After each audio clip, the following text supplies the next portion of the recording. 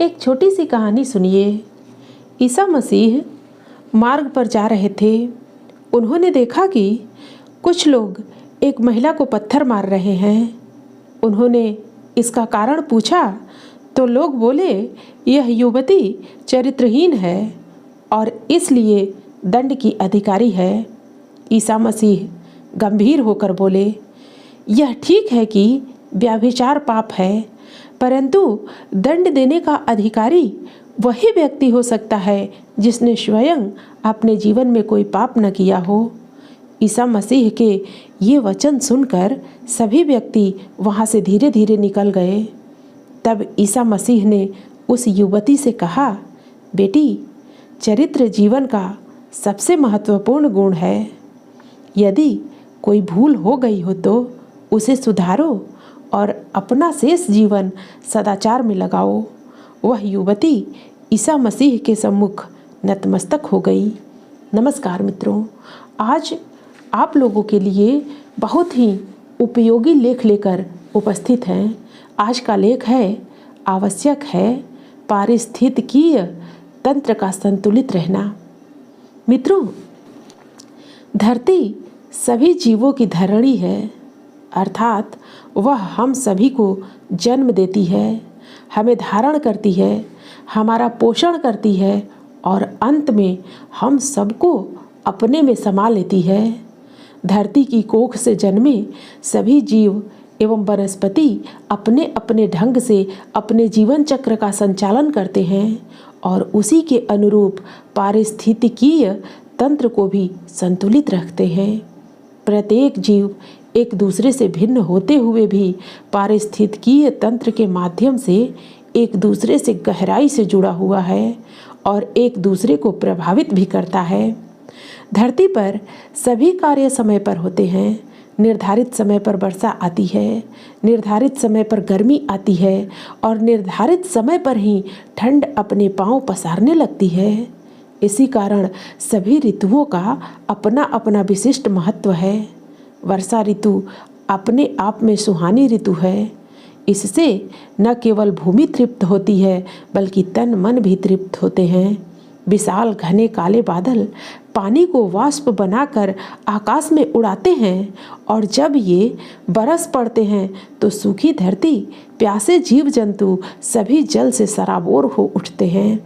इस तरह वर्षा सबको जीवन देती है और धरती की हरितिमा को बढ़ा देती है। वर्षा ऋतु समय पर नहीं आती है तो हम सब चिंतित हो जाते हैं। ऐसा उस वर्ष विशेष रूप से होता है जिसे अल नीनो का वर्ष कहते हैं। सामान्य रूप से दक्षिण अमेरिकी देश पेरू के पश्चिम में प्रशांत महासागर का पानी ठंडा रहता है, क्योंकि उस समय सागर की गहराई में स्थित ठंडा पानी सतह पर आ जाता है। इस ठंडे पानी के साथ ही समुद्र के नीचे जमे हुए पोषक पदार्थ भी ऊपर आ जाते हैं। इनके कारण समुद्री वनस्पति के उत्पादन में भारी वृद्धि हो जाती है और इन पौधों को खाने से समुद्री झींगों की संख्या बढ़ जाती है। इस प्रकार पारिस्थितिकीय क्रम चल पड़ता है। मछलियों को खाने वाले समुद्री पक्षी विकसित होते हैं और इंसान इन मछलियों का खूब शिकार करते हैं। इन मछलियों को पेरू के निवासी खाद के रूप में प्रयोग करते हैं, क्योंकि इनमें फास्फोरस बहुतायत से होता है। इसके विपरीत अल नीनो के वर्ष में यह पूरा चक्र बिखर जाता है और पेरू वासियों पर आफत आ जाती है। इससे हम भारतवासी भी प्रभावित होते हैं, क्योंकि सागर और वायुमंडल के आपसी संबंध इतने दूर दूर तक होते हैं कि अल नीनो के वर्ष में कई बार भारत में भी कम वर्षा होती है।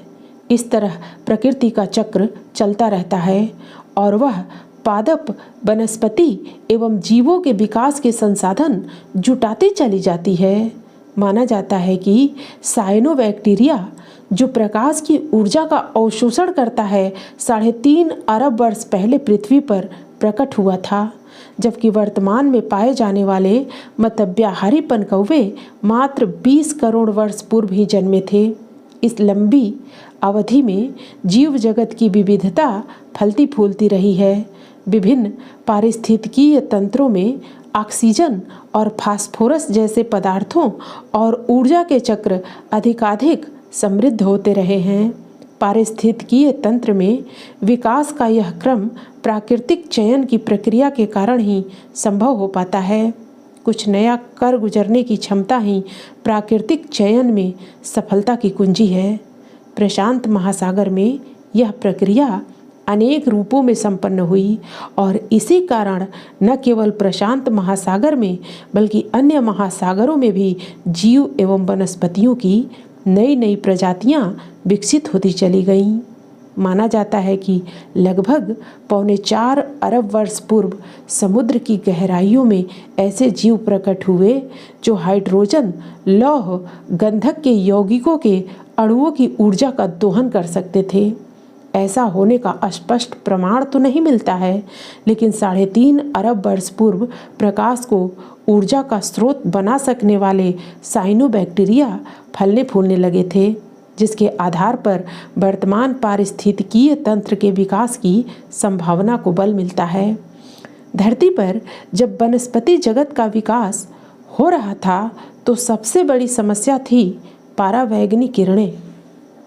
उस समय वातावरण में ऑक्सीजन अत्यंत न्यून थी और इन किरणों को सोखने वाली ओजोन भी नहीं थी, परंतु पानी परावैंगनी किरणों को अच्छी तरह सोख लेता है।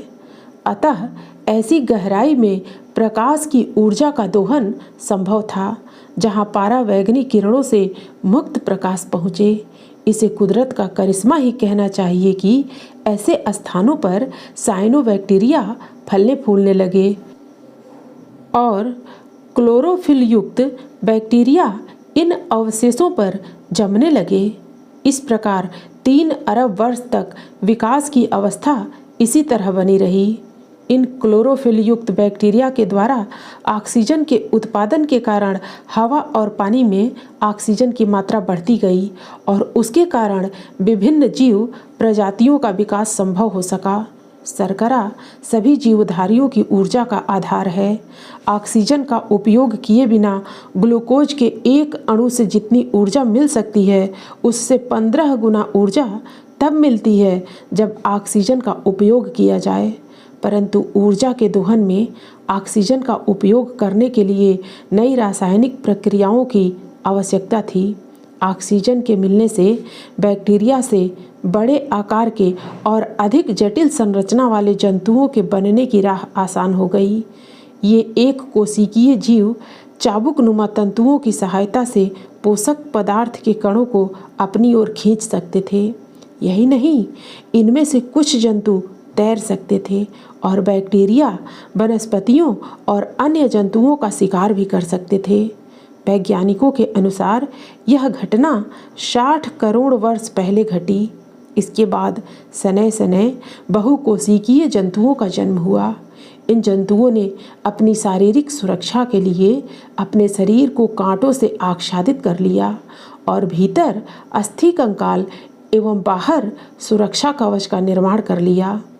इस तरह कवच कंकालधारी जीव पैदा हुए।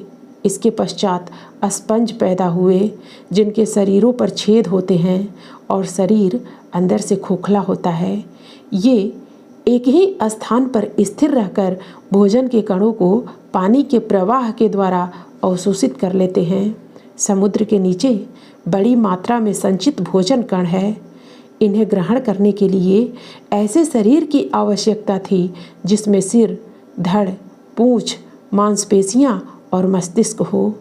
इस तरह कृमियों से लेकर झींगों, मधुमक्खियों, मछलियों, पंछियों, बंदरों जैसे जंतुओं का निर्माण संभव हो सका। इस तरह धीरे धीरे धरती पर जीव जंतुओं का विकास प्रारंभ हुआ और अंत में इस कड़ी में मनुष्य जुड़ सका। इन सबकी सहायता से पर्यावरण समृद्ध हुआ। यही पारिस्थितिकीय तंत्र है जहाँ पर सभी जीव जंतु आपस में एक दूसरे से जुड़े हुए हैं।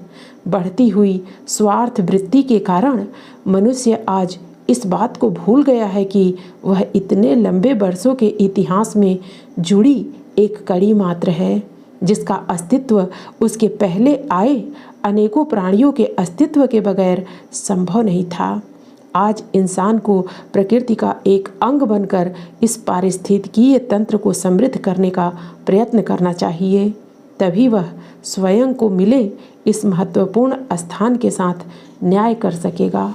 मित्रों, फिर मिलते हैं अगली प्रस्तुति में नए प्रसंग के साथ। धन्यवाद।